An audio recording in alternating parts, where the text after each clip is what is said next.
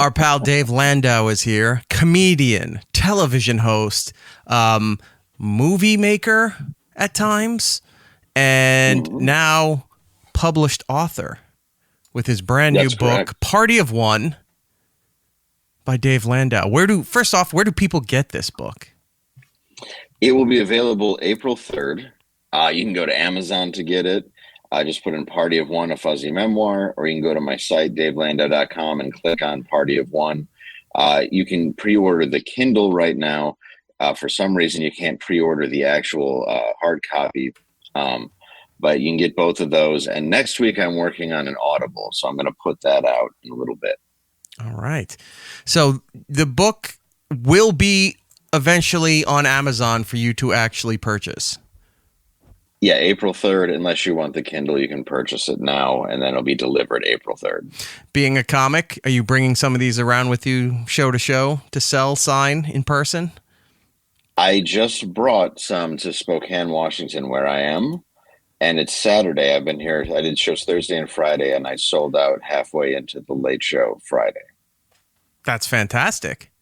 Yeah, I'm happy. Oddly enough, it. There's still the Kindle versions, so he's just throwing out electronics to everybody. Yeah, just those cheap, shitty tablets that they sell in order to read it. They're just they're all scattered around the parking lot. People are putting them under windshield wipers like they're flyers. Yeah, it's much less money just to buy a bulk of Kindles than paperbacks, so it really works out. But yeah, it was cool, dude. I've never sold a book. I've never written a book, so it was fun to do, and just to watch people actually want it was really exciting for me. I hope you never get to this part, because I've seen it happen at like conventions when there are people who are either vendors, cosplayers, whatever. Everyone's got a fucking 3x5 card or a business card or something that they hand out, and you see a conversation going and they're like, oh, that looks like that they hit it off. They might have a deal in the works. And then you walk around a little later and you see that business card crumpled up on the floor or in a garbage can somewhere. Oh. So if I know someone that happened to. we think we all do. Where you sell the books and, sign, pictures, whatever. Everybody's gone. You're getting your stuff. You go to leave and you just see like a book that is in the garbage can or it's laying somewhere in the parking lot. You still would feel bad, but you go, hey, they bought the book. I don't care what they do with it after they've drove it off the lot, Yeah, I want to thank you for putting that out there, though. Buy the book first before you throw it out. Buy the book. Yeah. Buy the book, get Dave to sign it, take a picture with him before you get rid of the book. Then just leave it in the parking lot so I can walk past my life that I've vulnerably confessed to you on pages. Right. Well, here's another tip then. Sign it generically. Don't put their name. Just sign the book. So if they do that, you pick it up, you could resell that thing. I'm going to do that. And if they go, why won't you write my name? I'll be like, well, in case you throw it away, I can come get it. Yeah, it's exactly and they're going to love it. It's great. I like all these plans. I'm going to write them down. Yeah, I've seen that though. I've had that where you're handing out cards after a show and then you do walk outside and it's just crumbled up on the ground and you're like, well, that's nice. Yeah. You didn't have to take it. Yeah. It doesn't make me feel any better to take it and then rip it up 8 feet away from me. It's kind of shitty. It's less insulting, or if at all, when you're face to face with a person and they don't want the card, they don't take it and everything, go, okay, that's fine. Rather than them just engaging in pleasantries in front of you and doing it out of like, I feel bad for him, and then seeing your stuff laid in the lobby, in the parking lot, in garbage cans like that. Just like, just say it to my face you're not interested. That's less hurtful than seeing it scattered. And if it's multiple, it's not even one. You're just seeing like they papered the parking lot within, like, everybody didn't like me. Everybody hated this. Yeah, why am I handing these out? No one likes what I do. I don't think I can handle it. I've done it where I've definitely seen a lot of stuff. And if I'm walking with another comic where his flyer or merchandise is on the ground, I do enjoy watching that. You should make them take a photo with it. I guess Oh, yeah. Well, it's like when somebody finds your shirts at a Goodwill and they send a picture to you. It's like, thanks. I appreciate you doing that to me today. And I've had a few of them, but I've also done that to other comics where I find and take a picture and I'm like, Look what someone donated. It doesn't even look like it was worn. Yeah. It's the new bit where he actually buys that comics merch and then goes and donates it just so that'll happen more often. I feel like it's worth the $20 shirt purchase just to really take him down a peg. Or again, Dave, you go to that Goodwill, you spend the $5 for the shirt, you resell it and make more money off of it again. That's true. When I work with the comic, I'll be like, this is actually mine, and I'm charging 20, even though I picked it up for 3 at the local Goodwill. How many of these shirts have you printed? I only had a 25 print run, but I just keep recycling these things because I find them everywhere. I made a fortune off these 25. I mean, I found 8 alone today. No one wants these. The help staff's using it to scrub down the lobby. Yeah, it's always good, when the help I should say the help, but because it's not a movie where I'm a white girl trying to get black people to like me and I'm singing into a hair dryer. But what is fun is when they do want to wear your shirt and you come back and the next time they are wearing it, so they remember you. That's a nice feeling. Yeah, not ones that are just like, I mean, it's not like they try to have sex with you or anything cool, but they want your shirt. I'd say no, I'm married. It'd be nice. That's also awkward too, when they have to wear their own merchandise in order to sell their merchandise. I think the only time that actually is okay is wrestlers, because they wear their new shirt out to the ring or to do their promo or whatever to let you know there's a new shirt. That's where the audience figures out, oh, he has new merchandise. He's wearing it right there. Then they go to the website or to the vendors at the arena and buy all that stuff. But you don't see football players doing that. You don't see UFC and boxers doing all that stuff. You certainly don't see musicians showing up on stage playing in their brand new, like if Metallica had a brand new shirt out there and Lars is just going to town on the drum set and he's wearing the new thing during the break. Available out in the lobby. Go get the brand new shirt, and like doing all that stuff. And you'd be like, I can't watch this band anymore. This is terrible. You would hate it. Yeah, and it's like Vince McMahon just has a shirt with tits on it covered in shit. Yeah. And it would sell. It will sell. That's what I'm saying. It would sell. Wrestling is the only place you can wear your own shirt and it matters. Everywhere else, everyone just looks at you like a douchebag. I'd like to see a band that does that. There's got to be bands out there that are like, oh, by the way, after the show, we'll be by the merch table. There has to be some. Well, some of the smaller bands do that in some of these like little venues, but you never see like a big band do that. Like the Metallicas or like, like Lady Gaga is going to be like, look, after the show, I'm going to be down there in my meat suit selling T-shirts for you guys if you need it. Right. Waiting for many stalkers to take a shot at me. Right. Here's my exact location in 10 minutes. They'd have to be, I feel like, super famous like or super though or something. Well, that's Australia. They do all kinds of crazy shit down there. But I think a band has to be super famous or super good looking to pull that off. If you had a lead singer or somebody in the band that women liked and is pretty jacked, and they're wearing the band shirt for one song, and then they take it off and throw it into the audience, I think then that's okay because now it's a prize that this was the shirt worn. I actually saw Jared Leto hawking his own merch after a 30 Seconds to Mars show once. But Good. This was after he's been like popular, and he was just down there, and I'm like, okay, this is annoying that this guy is like as pretty as he is on TV in person, but why is he trying to sell his CDs? Like, it was very odd. Good. I'm glad. I don't like him at all. I know. No, he was probably trying to get everybody into his cult that he has. Have you seen that? It was a sign-up sheet just to try to get onto his island. Yeah, that's the list I want to know. Yeah, he lures you in with the 30 Seconds to Mars merch and then gets you into Scientology, and now you're a sex slave for the rest of your life. Yeah, you're a sex slave while he wears a white robe and pretends to be Jesus out in the desert. But the good news is you're a fan of 30 Seconds to Mars. It's like this. Oh, that's the good part. Their video gets no traction on YouTube. There's none of their songs do or get on radio, but he's selling merch like crazy. He's outpacing everybody. Is he really? No, but I'm just saying, like, that's how it would work out. Like, the stuff he's putting out there in the front does terrible. The merch sells, and then he gets you into the sex cult, and then you're never heard from him. He's a big fan. That's how he tracks it all. Dude, standing there, I bet you the amount of money he makes in merch is crazy because people want to meet him. And he's already getting 90% of what the band makes, so they're probably not standing out there. They're like, no, you just go do it. We all get $300 a show. Yeah. I can't imagine it's not like it's Dog Star with Keanu Reeves where he's like not even facing the audience and behind a curtain, so he's not a distraction. He's like, which is still kind of a distraction. Yeah. Right. Yeah. Who's the guy behind the curtain? Yeah.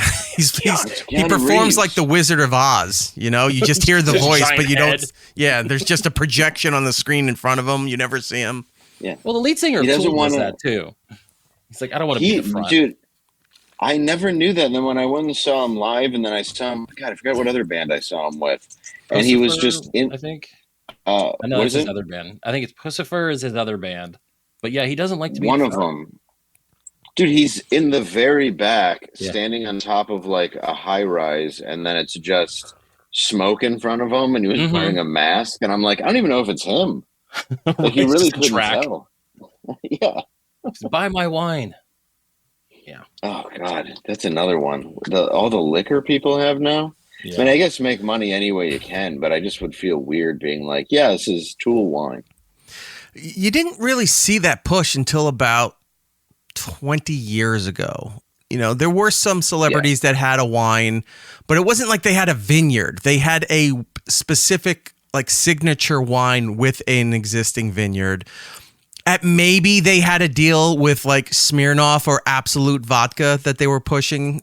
They didn't have their own thing until I think like the early 2000s when you started to see rappers starting to push certain alcohols. Danny DeVito is another one. Not Danny DeVito. Dan Aykroyd is the other one when he started pushing that Crystal Skull vodka.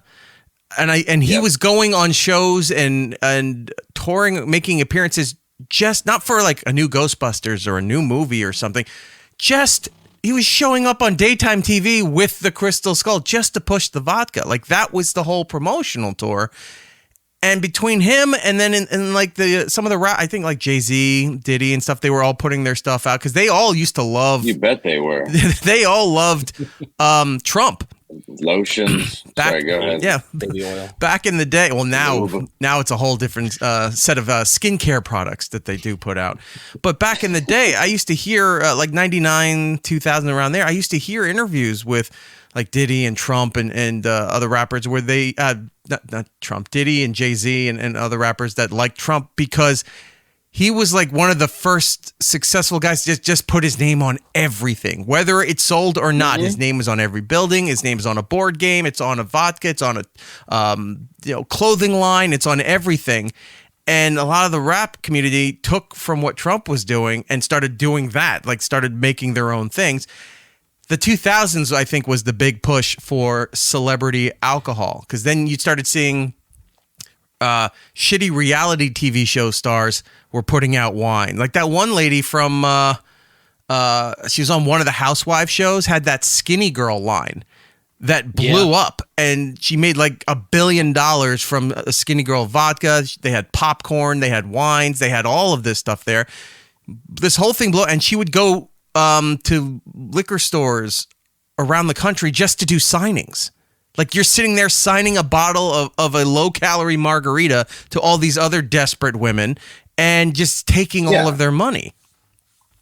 Well, and it's good because she's an alcoholic and it makes sense for her product because anybody on those shows seems to have a serious drinking problem. Practice what you preach is what you're saying. Yes. Yeah. Gotcha. Yeah. And you're going out there and you're doing it. But yeah, I remember all the rappers. I remember because Eminem put out some gear and I was like, I just didn't like it. How it looked, but I had a couple of Sean John tracksuits, so I'm not saying I had good taste, but I did have Sean John like stuff. Right. So they started doing that a little bit, but now it's like hood potato chips. Like everybody has their name. Yeah. Oh, the rap snacks. Yeah. Rap snacks. That's it. Yeah. Yeah. Which I like, but they're on like somebody has everything now. Yeah. We saw except Faygo. ICP doesn't have Faygo. They just won't do that deal. And I don't understand why. I think that's your biggest market. If not only. If you, I was gonna say I don't even know where it's sold half the time. Well, Faygo up until probably the 2000s was almost a step above No Frills. kind of sodas, right? And you would get them in the lower scale supermarkets. You didn't find them at a national chain or a regional chain like a Publix or ShopRite or something like that. You would find them in like Food Lion or Key Food, smaller ones like that. They were less than $1 for a 2 liter. And ICP grew up with that, started just launching them as water bottle rockets off stages for their live shows. ICP's their biggest customer. And that Faygo company's like, we're a family-owned company and we're a family brand and we don't want to be associated with it. Well, the other families that really aren't spending the volume that one weird psychedelic clown rap group is spending. They're spending into the 6 figures yearly buying truckloads of soda. And they just don't do it. I always drank it since I was a kid, but it was like local. And it would just depend where you go. Like some places in Michigan, you could get it at like a Kroger, but it was still very rare. And now it's like you can get it pretty much everywhere. But the first time I got it in LA, they put it in like a glass bottle. So people thought it was like fancy. That had a twist off. And I was like an umlaut over the O or something. Yeah, it was very, it was like Coven. But yeah, it was just this very, very like fancy bottle. And I'm like, this can't be Faygo. And then I drank it. I'm like, no, it's Rock and Rye. It's just served you in a glass bottle for some reason. Like they're trying to change the image. But I mean, it looks like clown paint on the cover. Like the lettering looks like clown paint. I was going to say, they're trying to elevate it and they're serving you soda that tastes like cotton candy. I'm like, come on now. Like, what are you trying to do? I was just going to say the cotton candy one is usually the one I see, or the one that they call something red. And you don't know you don't know what the flavor is. Like that's a big thing they do now. Like Logan Paul's the what?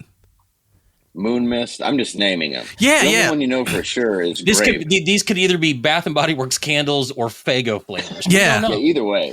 Like Logan Paul's drink line Prime. Right? Yeah. He designed that thing where you don't know what the title of the drink is, what the flavor. You don't know what it is. Like one's a glowberry, and you're like, what does that even mean? Is it going to glow in the dark? Are you poisoning me? What is this? But then he designed it that way with the bottles to make it like collector's items, like to tap into the people that are collecting like Funkos and Pokemon and blind boxes and everything. It's like now, well, this drink we're putting out now, it has a name, but you don't know what the flavor is. It's only going to be sold at 7-Elevens on the West Coast. You can't get it anywhere else in the country. Now people are traveling and spending thousands of dollars online to buy this stupid, terrible soft drink and thinking that it's worth something. It's not good. Like my son drinks Prime because he's into sports and everything. Like one time, he accidentally had the energy one, which if you've ever had an 8-year-old drink caffeine, it is a nightmare when they come down. An absolute nightmare. They turn into just pieces of garbage. But he always wants to drink Prime, and then I'm like, dude, the Gatorade is so much better than this. Mm-hmm. It's not even comparable. Like there's a reason it's been around for a while. I'm not saying Gatorade's amazing, but it still tastes better than whatever made up weird fruit drink that's supposed to be.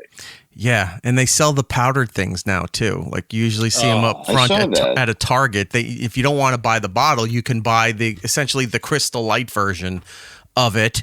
And the Kool-Aid version. Yeah, it's all in decorative boxes. And I mean, you look at it, it's like, I still don't know what the flavor is. And you read the ingredients and like, there's got to be some kind of fruit listing in here. And there's nothing. I have no idea what any of this shit is. And the 2 that I've tried were terrible. They were not that good. I'm not a fan. Yeah, no, they all do that. And you talked about energy drinks and kids. Eric had some ones from, I think, the Alani brand. And I didn't realize that they were energy drink powders. So when he sent them to me, he's like, hey, do you want them? Your kid drink them? I was like, sure. I let her drink them, and I didn't realize they were energy drink ones. Yeah, I didn't either. Like 2 or 3 a day, like in a day. No. And then that night, she was bouncing off the walls. I wanted to kill Eric because I was like, I didn't read it. It was my fault. But my God, why'd you send this to me? Because we do the consumer, and we test out new products and stuff when they come out. That Alani had a thing called Cherry Slushy. So I got the box and it had like 12 packets in there. And I'm thinking, oh, this is going to taste like a cherry Slurpee, maybe one of the Ices or a Slush Puppy or something like that, right? And I go and I drink it and I'm like, oh, I don't like this at all. but it seems like something a kid would enjoy. So I sent them to Jordan. Right. Didn't see anywhere on the box that it was heavily caffeinated. Super caffeinated. Yeah. And that poor kid is downing 2 or 3 of these things thinking that they're having Slurpees and had more than your daily recommended allowance of caffeine. Yeah, she was seeing sounds that night. It was very appreciative of that one. She could see I'm the going to hide music. the rest of these. I think that's why the Faygo works, because I don't believe there's caffeine in like any of it. No, There might be 1 or 2 that have 35 scoops of caffeine. sugar. Just enough sugar to where you will have a crippling hangover once it wears off. It is essentially like Kool-Aid. You're right. You get the basic coloring and flavor of the packet, and then you add half a bag of Domino sugar into the thing. You're like, no, this is what makes it taste good. Yeah. It's like, just drink the sugar then. You don't even need the Kool-Aid at that point. Well, you need the just put sugar into water. Yeah. Like, you're not doing anything at this point. That's all we did as a kid. Yeah. We'd use like half a bag of sugar, a little bit of whatever the coloring was, and pretend it was good for us. I remember as a kid, loving the Kool-Aid packets, getting the Kool-Aid points off of there, thinking that you're going to get something from that catalog by the 1 point off. Training you for Marlboro Miles and Camel Cash, my It's friend. exactly what it was doing. And you're sitting there like, well, I've got my jean jackets. I've got 4 packs of Sharkleberry Fin. And it's like, all right, this will be great. They're all 2 points. What can I get for these points? It's like, oh, look at that. You need 6,000 points. Like, how many Kool-Aid packets am I supposed to drink? But you make that, you drink that, and then your parents, I guess, kind of knew back then. So they go, we made you fruit punch. Here's a grape drink, and you drink and go, this tastes terrible. This is Crystal Light. It's a little better for you. No, I don't want this. I want, the whole container of sugar with purple food dye and drink that. Now, I can't even drink a Kool-Aid. You don't find Kool-Aid in a lot of places, but when you drink it, you're like, I'm now drinking fucking Crystal Light because now I'm an old man. Yeah, Crystal Light, though, it keeps you hydrated. I do it. Yeah. And then after all the years of that sugar and Kool-Aid giving you irritable bowel syndrome, you're going to need that to keep yourself hydrated. Right. I know this. I know the score. He knows our the entire struggle. generation just was like, let's just mix poison and sugar and water. Yes. And then play outside on the slip and slide. I was going to say, and the water would. came out of the hose from outside. We weren't filling it up indoors. Right. Yeah. So we're putting lead contaminated, filthiest. lead contaminated water from the garden hose into a pitcher that's 3/4 sugar and a lot of caffeine, and then we're going out to play lawn darts. So it was a fantastic childhood. Yep. Yeah, making it into a punch bowl that's made of plastic, like radon or whatever it was. That was the problem. Just some weird gas that they had to take out. And everything like even with like red dye number whatever. I looked into that recently because I'm like, when did they find out this was bad? And I looked it up and I'm like, 40 years ago. Yeah.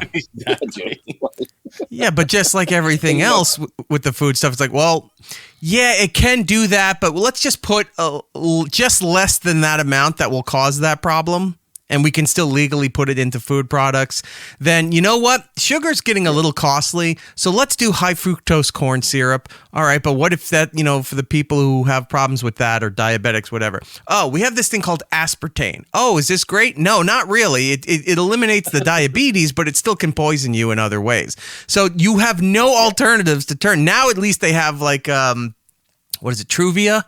Where they're just grinding up plants into some kind of crystallized sugar. Oh, yeah. Right? Yeah. So that's the safest of the poisons, I guess, that you can use. Well, my favorite is the erythritol, which has a cooling agent, but God forbid one of your animals gets a hold of it because it will kill your dog. So don't let your dog get anything with erythritol in it. I'm like, fuck, now I have to have labels to find out what my dog can't lick off the ground if I drop it. I just learned that today. I may have given it to them. Poor dogs. And then, you deal with all that. And then later in life, they're like, you have no idea what nutrition is if you're part of our generation. And then they're like, well, now here's Ozempic. It's for diabetics, but hey, you can use it too. And then you find out it just makes your bones rot away. Yep. And like your teeth fall out. Like, you're lighter now. It shrinks your stomach. You're way thinner. Yeah, your coffin's going to be a lot easier to lift for all the pallbearers. All your bones. Yeah, all your family will be doing that dance of the clips from the guys in the Caribbean where they're dancing with the coffin on their heads and to native rhythmic beats. I saw one the other day where they were doing that, and then they all tried to make an about-face turn and drop the casket. I'm like, all right, that's different. I want to see a video down there where they take the coffin and then try to recreate the scenes from Cool Runnings. You know? Oh yeah, dude. Feel the rhythm. I would do that. Feel the rhyme. It's funeral time, and they go sliding down the hill, land him right into the hole. Kiss the egg. I bet you could find Dougie Doug and see if he would do it. I'm sure he's not busy. Another thing with not having any nutritional understanding of how anything is, the one that we did that they used to preach a lot on Saturday morning cartoon PSAs and teach in school was the food pyramid, right? And then it turns out that's a lie. Yeah, it was a complete lie. And who was the one that researched the initial research for the pyramid and everything? Kellogg's. Kellogg's. Are you serious? Yeah. So Kellogg's created cereal because they had all that wheat and grain. They didn't know what to do, so they started that whole movement. Then when kids weren't eating enough cereal, they started the Saturday morning cartoons that were sponsored by cereal companies. And then to find out when you have to have this many servings of wheat and bread and grains on there. Because of companies like Kellogg's that were pushing that, the dairy industry pushing, you need to have like 4 glasses of milk a day. And that's why your stomach's all rotted out. And that's why you can't function and have a normal bowel movement anymore. See, those bastards at the Egg Council got to Eric again. It goes running out the room. Yeah. Dude, well, there's something in milk. I don't know what's happening to people that are like, kids are enormous now. Hormones. I don't think that's evolution. No, it's all hormones. It's just like hormones in milk. It's nonsense. And like the food pyramid too, if I recall, a lot of that is just mostly terrible things. And then there's like fruit and a little bit of vegetables in there as well. Yeah. But like, I wasn't like bread at the top of it for 1 minute. Yeah. Apparently. I was like, you got to make sure you have bread. Apparently the food pyramid is upside down is what they announced. It's like, yeah, if you flip it over, that's the correct way to eat. The way that we knew it and that it was marketed is so that they could sell grains and dairy and other things. Yeah, all of that stuff. But if you flip Count Chocula, right, and all that crap. Once they did the Reese's Pieces, I was like, I can't do cereal now. It's not even. This is wrong. And then I ate a little and it was amazing. And I never went back. It's like heroin. I did it once. I'll tell you this. The Reese's cereal, because I even thought, I was like, look, I like Reese's peanut butter cups. They're nice once in a while. I do prefer regular peanut butter because I think it tastes better than the Reese's peanut butter. But I get it. Yeah. I tried the cereal. And like you, I went, this is what, remember all those years they were peddling Cocoa Puffs saying how amazing they were. And they always just taste like they were burnt. Like they were overcooked. Yeah. This is what Cocoa Puffs should have been. Yes, that's exactly right. And the other one that was a huge disappointment was Cookie Crisps. Because like my mom would always buy it and they're like, yo, it tastes like mini cookies, and you get it and it's not. It's just like flakes with mold on them, kind of in the shape of cookies. I remember I never liked them. I remember my when I was a little kid, my dad, that commercial was on, and I think we were talking about asking mom, because it's cookies in cereal form, right? Mm-hmm. And my dad looked at that and goes, just dump a bag of Chips Ahoy into a bowl and dump milk in it. And he's like, it's the same thing. I mean, and he was saying that like it was a deterrent. And I remember my brother and I looking at each other and we're like, we can do that? It's the 80s. You didn't think of those things. And now we're like, oh, yeah, you take the cookies, you dump it in. That's the cereal. We don't even need that shit anymore. So you're just taking sleeves of Chips Ahoy, mashing them into a bowl with milk. And you're like, this is fantastic. Dad didn't know what he came up with. Yeah, and it's better. There's no way that wasn't better. It was at the time. Even now, Chips Ahoy are terrible. They changed all of the recipes for all of that, of those things that we knew up until the 90s. There's a weird time period in the 90s where they changed recipes for everything that was good. Twinkies, Devil Dogs, all the Hostess products. Kit Kat. Right. Aspartame and high fructose corn syrup became the way everything was made instead of sugar. And since that point in the 90s, everything has never tasted as good as it used to, because you were getting raw sugar, and yes, you were getting cancer and diabetes, but you were getting it from a natural element, not from drinking Sweet and Low that my mom used to put in iced teas all the time, and then finding out in 89, oh, it's a carcinogenic sweetener. Means it will give you cancer. Not it could, it will if you drink too much of it. Yes. Is there still Jolt soda? You can find it once in a while, yeah. It's become one of those like weird things where you can find it at a Hot Topic. Yeah, it's a novelty soda next to like pickle soda, that kind of stuff. Yeah, because at a time you and your friends would drink it just to get all wired. Yeah, if you rode your bike to a deli or a 7-Eleven and you saw it in the back and you're like, they got Jolt. It's like, yeah, you're getting the Jolt Cola. Bought it. And you would it's a drug to you. They had it on a top shelf. It wasn't easily accessible. And you're buying it thinking like, oh my God, this is like I'm buying a beer, at 12 and 13. No, the liquor store near me had rentable porn that was actually on a lower shelf than the Jolt soda. But we still got the Jolt. Still had to walk through the room with the beads in order to get it. Yeah. It's like right in the back. Hi, can I get that? No, above the Busty Beauties. Yeah, I want the soda. No. Yeah. I want to drink the soda. Dave, I don't want to drink what she's having.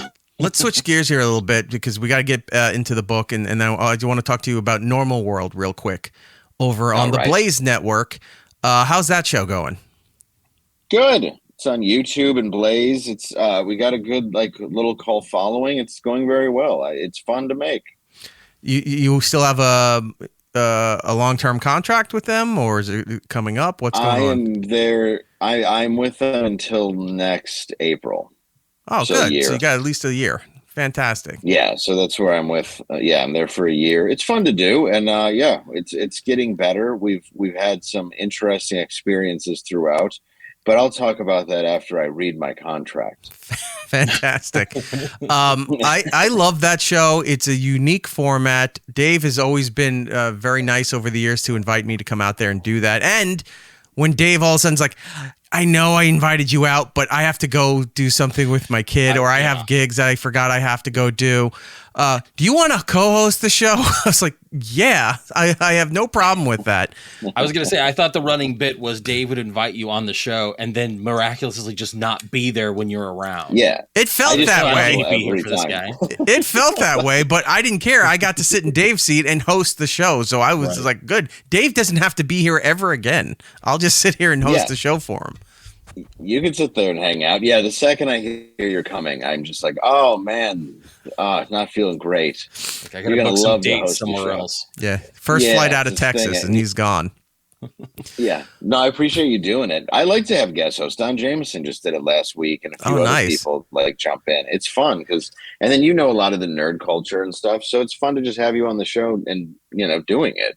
Yeah, that's one of the aspects I like is we talk about a lot of stuff that is not just politics and sometimes never politics, and that's what I'm enjoying about it because it's on a network that's very ingrained in politics, which is fine. That's what they do, but it's just nice to.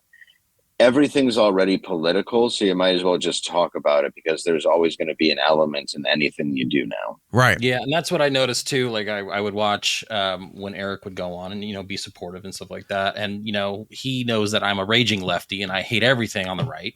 And I found it just be easy to just kind of hang out. I had no idea. It's in my contract. He's not. But it was nice because you're right. It wasn't heavily politic, all this. I mean, you cover some stuff. You have your opinions about things. And then, you talk, about the newest X-Men crap with Eric, and he just goes off on his nerd shit. So it is nice to see just a nice mix of things, and it doesn't feel like it has to lean one way or the other. It's always nice having a bigger platform to shit on Doctor Who. It's fantastic. Yes. Right. You're right. Teach them. I can't get into that. There's just too much of it. There's just too much stuff now where I just can't seem to get into any series, so I'm just back to movies. I get it, but there's even times now too where on our show, in our second segment, we go through everything that's going on. It's pretty much like a giant update segment for everybody. It's like, here's all the shows that are out right now, coming out this week. Here's the movies in theaters this weekend. Here's what's coming out next week. Here's the updates of things that are in the works for the future. Like that's pretty much what that whole segment is. And I have a list of things that I'm really into that I want to watch. And I'm at this weird point in my life where I go to sit down and go, I don't want to watch anything. And I used to watch everything all the time. And right now I'm just in a weird moment where like, I have these things I want to watch. If I start watching it, I'm sure I'll go through and I'll watch it and enjoy it. But there's just some kind of hesitation now because it's just, maybe it's overwhelming. I don't know. There's just so much stuff now. Yeah. Well, when we get to this point where it's like, hey, what have you been watching this week? And you're like, I meant to and I forgot. Life. Yeah. Like I've just been living. Enjoying my kid or doing this, and it's like I haven't watched anything. It's so refreshing. It's why you should buy my book. It gives you something to do without having to stare at a screen. I just want to throw that in there. But it is nice. There it is. But it does. It is nice because I found the more I disconnect from my phone and don't pay attention and don't try to look for likes and people to, I just don't want to engage in a lot of that anymore. And it's made my life better, on a daily basis by just not doing that. It's just sort of this like false world, just that itself. And then half the shit that comes out, I just don't have the time to invest in so many of these series. Like I can go back and watch ones that I love. I know which episodes I like. It's not that I don't want to see new stuff, but it's very rare that I see a new series that I'm so invested in. It just hasn't happened in a long time for me. There are times where stuff comes out, or sometimes it's the second season of a show that I really liked. In recent weeks, we had Severance, which is a show on Apple TV. I don't know, or Apple Plus. Yeah. I don't know if you heard of that, but I was really into that. And all these episodes came out. And by the time I got around to watching the second season, 7 episodes have already been out. I forgot to watch it for that long. And then the new Daredevil season came out, and I wasn't I want to watch it, but I wasn't jumping right to watch it right away. But then Disney reorganizes their Simpsons content, and they put out a live streaming 24/7 Simpsons channel. You can't skip over episodes. There's no commercials. It's just every episode nonstop, back to back to back. And I found more solace in just sitting there and watching that most of the time. I turn it on.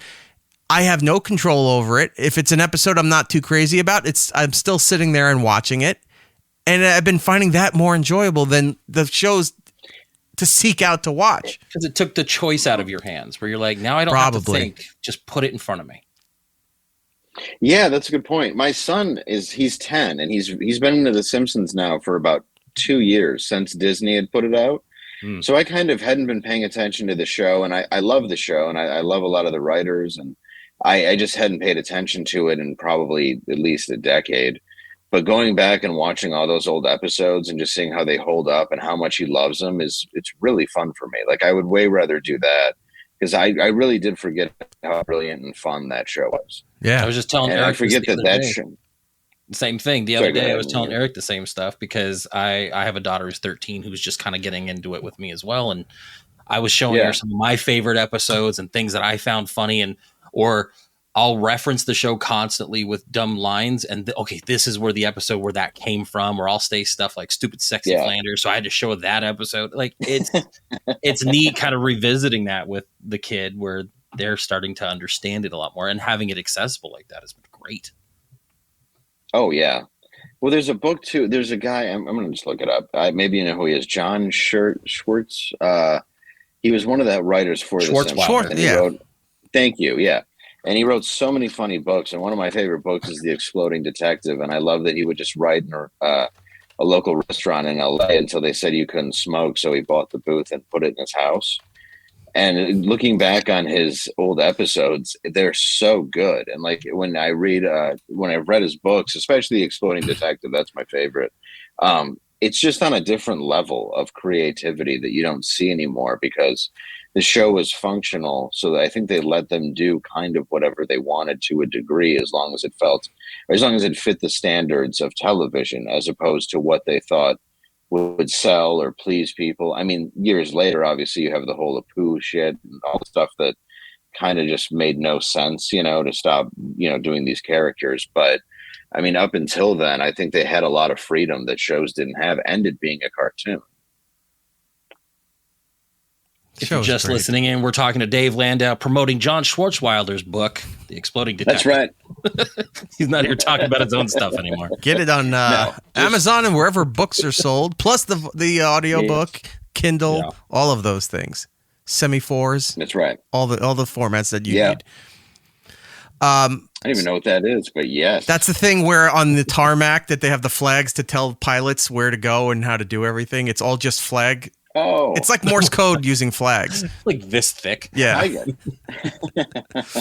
it. So check out Normal World. It's on the Blaze Network. If you don't have that, Normal World on YouTube, you can find the episodes. It's 3 days a week, Tuesday, Wednesday, Thursday. So usually nighttime is when they get published. You can find it. You can see Dave and his cast of characters, and a lot of his comic friends are always there. It seems Derek Richards is there all the time. He's in every thumbnail now. He won't leave. He's a real bother. And he shows up constantly, and we just let him in like a stray dog. It's a lot. He is very, very bright shirts, raging alcoholic, but I love him. Don't get me wrong. Just, we're usually trying to have an intervention and the show starts. Yeah. And we do that every night at 10 p.m. He sleeps on the All in the Family set that's on the movie lot at that complex there. Yes. He goes up the fake stairs and he goes somewhere. They keep looking. He's not there. There's no room at the top, but he goes up those stairs and disappears and then only shows up in time for the show. It's a real mystery. It's nuts. Yeah, I don't know where he's at. It's kind of like the brother from Happy Days if he came back every now and then. But we also have the set of the Oval Office from JFK, the JFK movie. Oh, really? And I believe Nixon. Yeah, so that's just sitting there like built up. Like I walk in and I'm like, that's the Oval Office. It's just in here. It's massive. And that's just sitting there next to the All in the Family set. Next to actual costumes of like Darth Vader and R2-D2, C-3PO, next to me not getting a raise when I wanted it. That's where all that money. That's where all the money went. It went into that and that amazing radio studio that he has right at the front when you walk in there that he never uses. Yeah, correct. Yeah. But you can take pictures in it. Oh, I did. And I sat there and I go, I would kill to have a studio like this. And I'm like, I'm glad it exists, but nobody uses it.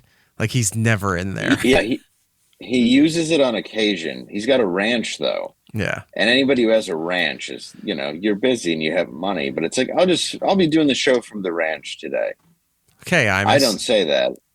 Yeah. I say I have to walk through 5 different sets and movie props that are worth more than my life. And then I'm going to go do my show in the back here. One of the offices Which has is fine. Very gratitude, guys. I'm practicing it. I don't want to sound one bitter. of the offices has an old metal garbage can that was Oscar's from Sesame Street.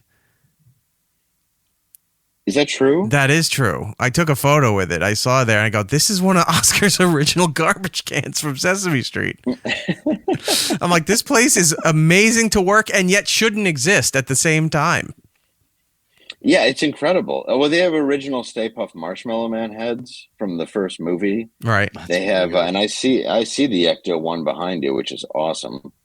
I had that as a kid. I actually put up a picture of it the other day because I had the old school, what do you call them? Proton packs. Oh, the plastic ones where it had like the beam crooked and you turn the thing to make it look like it's doing something. Yeah, it was the way you had to like attach the Nerf like yellow spray thing. Yep. And then you came with the trap that glowed in the dark for the first 8 days you had it. And then you'd kick that out and open the trap. It was pretty sweet for the time. Somewhere over there, I think it's next to the TARDIS, right down there. They put out adult versions of the trap, and I found it on sale. Like sex versions. Yeah, sex versions. You sit there, you open it up, and you squat down on it, and it sucks you in. it's a trap blowjob machine, but you can still feel like a kid. Yeah, and somebody walks into the room, you turn around like Dana possessed by Zool, with the red eyes, and you're looking at them. Yeah, a lot of she fun. sleeps They 5 have feet a real above doll. them.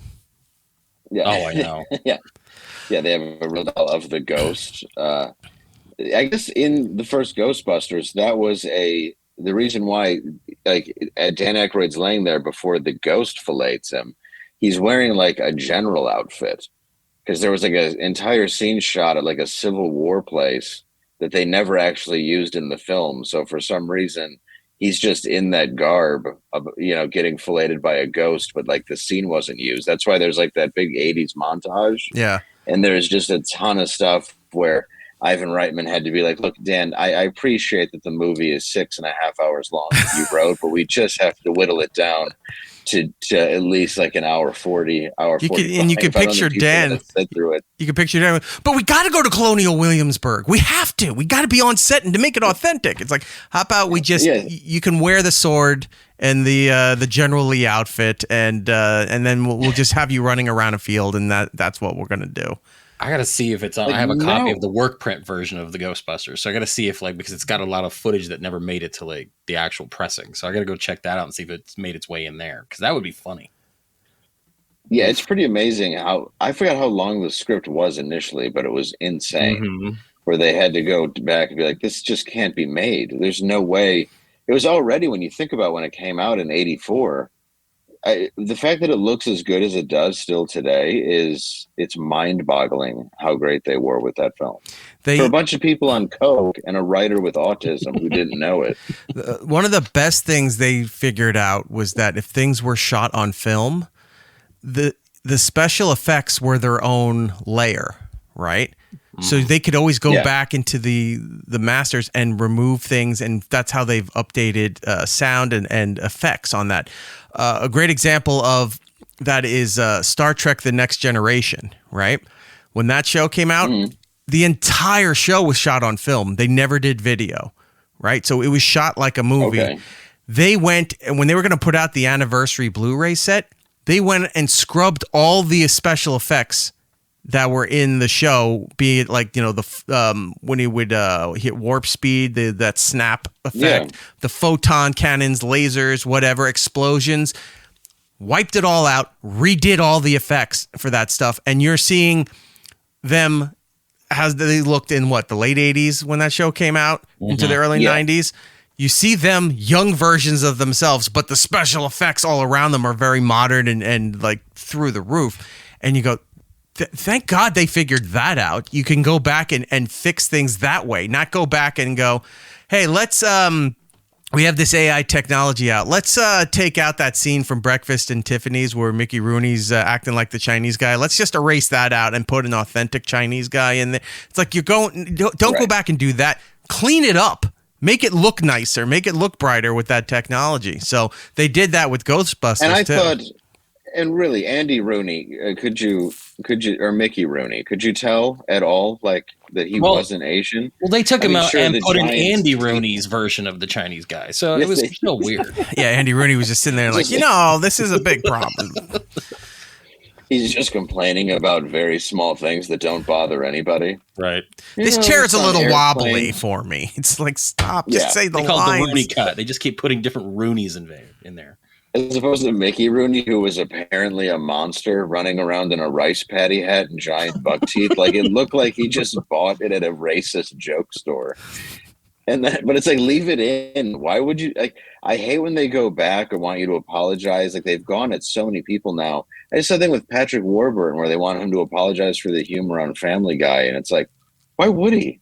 No, Peter. And I love how Ben Stiller with Tropic Thunder wasn't that long ago. And he's just like, why would I stop asking me to apologize for this? Yeah. He's like, I wouldn't apologize now and I'd still make it. Because you know what? Part of that movie, the way you guys are all acting right now, I was dead on the money. You're going full retard right now. You need to stop that. This isn't going to help your company. True. Yeah. You never go full retard. Well, and the joke is black people don't get good roles in Hollywood, so they're hiring an Australian guy to wear blackface. Yeah. That's the joke. That's why it's funny. Yeah. It's not just racist for no reason where he's just playing a black guy. He's playing an Australian guy who happens to wear black and is a method actor and won't stop behaving that way the entire time. Have you noticed on certain streaming platforms that when you have movies with scenes like that or content like that, they have disclaimers now in front of the movie? And it used to be the disclaimers. I even hated when they'd have the disclaimers saying that there's a lot of flashing going on. So if you're susceptible to what is it when you see the strobe lights? Cerebral palsy. Yeah, well, that's cerebral palsy. All that strobe lights, my face is just kind of sliding off my skull. Yeah, epilepsy. Yeah, epilepsy. Even that, I was like, oh, really? You got to alert it for epilepsy? But I guess, all right, that's something physical that could harm somebody watching this.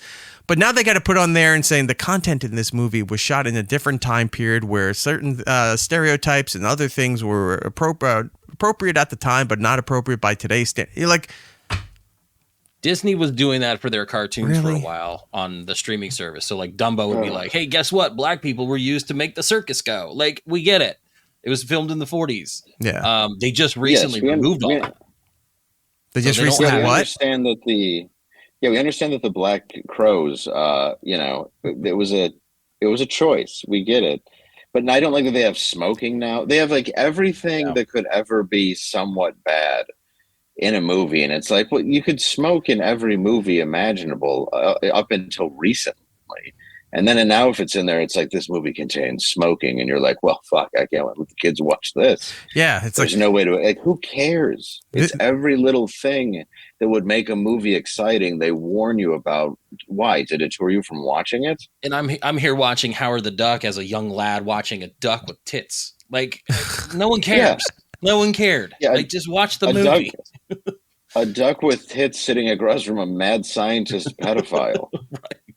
It's like I didn't really need the disclaimer at the beginning of Mary Poppins saying that there's some smoking, there's some light drinking, and some suggestive scenes in the movie there. It's like, it's Mary Poppins. You're only there to watch the one song and maybe Dick Van Dyke dances, and then you forget what the rest of the movie is. Well, they had to bleep out his name, so it was, Yeah, it was pretty much just, they just called him Van in the remake. Blank Van Blank. Yeah, and offend those people. Doug Van David. Well, now you made him Jewish, and that's starting a whole other world of problems out there because you recast the whatever. Yeah. Or they just take out Van, so he's Dick Dyke, and they make the most brave character you've ever seen in your life. Old Dickie Dyke. Old Dick Dyke. She's just a strap-on that sings. Dave, you've been very generous with your time. I know you're running out of time here, so let's get to the book here. That's why you're here. Party of One by Dave Landau. It's available Kindle purchase right now on Amazon. The hard copies will be available soon on Amazon, but for now, it's on your website, right? You can buy the book? You can't buy it yet, but you can go to davelandau.com, and if you click on Party of One, it's available in like 4 days. But you can pre-order the Kindle, and then you can buy the book as well. So you'll see the link on my website directly to it. And he's got the Audible coming soon. I see that your pal Brad Garrett did a forward on for the book here. Yes, he did. It was really nice of him. He's been a friend of mine for a long time. And then I don't want to say co-authored, but a lot of the structure was put together by John Wiederhorn, who he does a lot of rock books, like on Ministry and Scotty Ian from Anthrax, and just a bunch of different heavy metal books. And I met him a while ago on Don Jameson's show. So he was somebody that helped me piece this together. Oh, that's fantastic. Tell everybody what's the context of the book. What are we looking at here? The context is about the first time I tried alcohol, all the way through the results of that, drug addiction, being arrested a lot, just various things that happened from the time I was 14 and to the book ends where I'm about 20. So it's like my youth that I experienced at the time. So you've been in recovery since you were 20 or past that? No, I was past that. I've been in recovery since 2009 when I was 27. Amazing. I can't wait. But you can't tell to look at me. No, not at all. Look terrible. Didn't peg you for a day under 50. I was going to say, you No. look pretty young to be writing a memoir, but now I'm rethinking that. Well, he doesn't have much time left. He's got to get it out there's there. no way I do. Have you ever quit drinking, 16 years ago and your enzymes are still high? I did a lot of damage to myself. And every time he gets blood work back, it's like, we thought you stopped the drinking. I did. Almost 2 decades ago. I have a family member who's looking for a kidney. And I just found that out because apparently they asked everybody, but nobody even brought it up to me. Well, like nobody even said don't ask a comedian. You're not going to get a good answer. That's probably the smart move because it essentially probably is. Essentially, your kidneys are probably like that. That sponge that they sell in the stores with the happy face on it. And it's supposed to get everything off of pans. That's pretty much the context of your kidneys nowadays. Yeah, it's true. Nobody wants a kidney where they're like, this is going to extend your life at least by 4 weeks. And then it really is going to mess up my life. Like, granted, I wouldn't have given it to him. But it would have been nice to ask, but I would have been like, no, thanks. It's sad knowing that your kidney's the stopgap between a healthy kidney and what they've got now. Like, you're right. You're just extending it by a few days. There's no, I'm 5'6". I started doing drugs very hard when I was 14. I didn't grow right. I have a brother that's 5'10". Like, there's nothing. I'm on an organ donor list just because I think it'll be hilarious if I die in an accident and they find anything that's usable, because I don't think they will. Right. Like, it's bad that you have a twin brother that you can be like, this is the before and after, so don't do drugs, kids. Hold on. Let's be honest here. He's on the donor list because he's knowing that he's going to need something soon. So he's putting himself on the list. It's like, I'm going to ask now if anybody matches with me because I know it's coming soon and I just like to know who to contact so I can, don't have to wait. Being organized. I'm way too depressed. Not that I want to die, but if the option came up, I'd be like, oh, all right. I had a good wait run. it out. I don't even think I'd tell anybody. I'd be like, what do I want? Your kidney to see if it works, and then that's gonna hurt. And then if it doesn't, I just have something else that rejects me. I've had enough rejection in my life. I don't need your body parts to do it. Dave just exhales and goes, finally, this is happening. And they're like, I got that memoir out. Yeah, they're like, did you not hear what we said? I'm like, yeah, you said my kidneys don't function. I have 8 days to live. I'm just kind of relieved at this point. Yeah, I'm just doing all right. They take his kidneys out, and it's just 2 pairs of brown dress socks all rolled together. Like, that's all he had. It's not even human. Like, I don't even know how this happened. His lungs didn't work. They didn't function. Dave, where do people go for your comedy dates and all that stuff? They can also go to davelandau.com. They can click tour, and you can see me on there. So just go to davelandau.com, click on tour. You can also go to Landau Dave at X, or it used to be known as Twitter. My Instagram is dave.landau, and my show is Normal World, which is at Normal World on YouTube. Fantastic.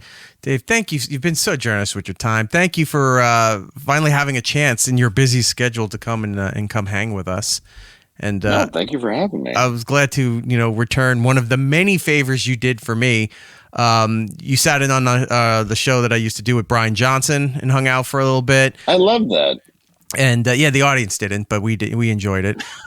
We enjoyed it. Yeah, that was the important part. And then of course Normal World, which I do make an appointment to go out and check out the nonsense that you guys are doing. And who knows? Maybe summertime's coming up. Dave's going to be touring. If you need another guest host, you could bring Jordan and I out there and fill in for you. You guys can do it. You can fill in. I'd be happy if you did. Yeah, well, the person who used to book us for everything isn't there anymore, so you got to introduce us to the new people so that they know that we're on call. Oh, yeah. I got to get you back. I'll tell you who it is. All right, please we'll do. We'll get you in. Yeah. I always love when he goes out there because I know nothing ever goes right when he travels, so it's always a pleasure to hear all the horror stories. Well, if I can the good appearance that he does. If I can convince them to bring you with me to do this thing here, great. Then you can be a part of that misery as I travel all the time. It's true. It's true. Yeah, you have had a problem every time, haven't you? Yeah, some of it has been that, storms and other things that are inconveniencing me that I can't control, but I'll still complain about. And then other times it's like, oh shit, I'm sitting next to Chris Christie.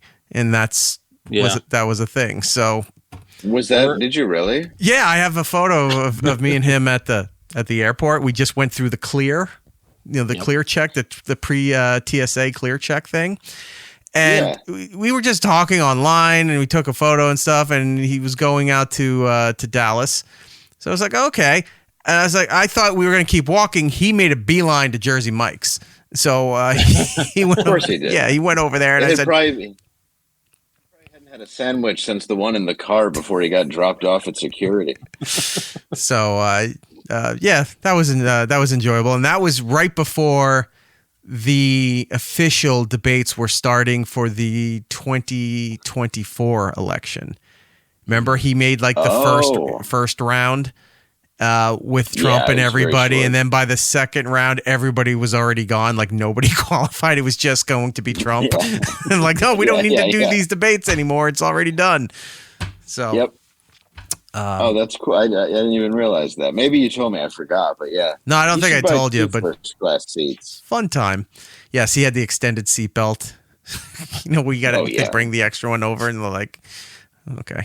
He didn't. He's a nice man. He was really nice. I shouldn't be shitting on the guy like that. I'm sure he was, but he probably needed the extra seatbelt. He might have. He lost a few lbs. Eric, we don't want to make Chris Christie's people mad at us. I still kind of live in a state that he might have some influence in, so I really need to watch what I'm saying.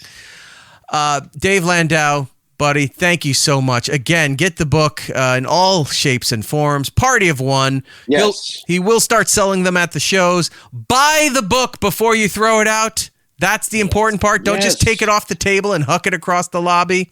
Go buy the book, have Dave sign it, and then once it's off the lot, it's not his concern anymore. He's got your money, and he can move on. Or at least drop it in recycling. Right. Or just give him the money and say, look, this is just a pity thing. Here's the $25 for the book. I don't want the book. I'm clearly not going to read this. They just they do that thing where it's the double hand over the single hand, like Dave's hands out. They put the roll of money in there and they just hold them like God bless. Oh, I love that when somebody pays me for something and they give you 100 and they're like, no, keep it. And it's like, I might be doing better than you, but if you don't think I am, I'm still going to keep your 100. Right down the old shirt into the bra. I'm not. It's like it's very nice of you to offer, but I don't. All right, cool. I hope everybody here thinks I'm hard up. I don't know what about my show you just watched that makes you assume that I'm in dire need of $100, but thank you for that. I don't know if I'd be insulted by it or not. Thanks. That's what I mean. You're like, I don't know. Okay, all right. There's no way they're paying you for this, right? Here's just some extra money. You do this for free, yeah? They tip him because they thought he was the host. He's the guy that brought him in and brought them to their seats. And then they gave him stage time. All right, Dave, thank you very much, man. I appreciate it. Thank you. It's Eric Nagel. Follow the show on all social medias at It's Eric Nagel for ways to watch or listen to the show, both live and on demand. Go to itsericnagel.com.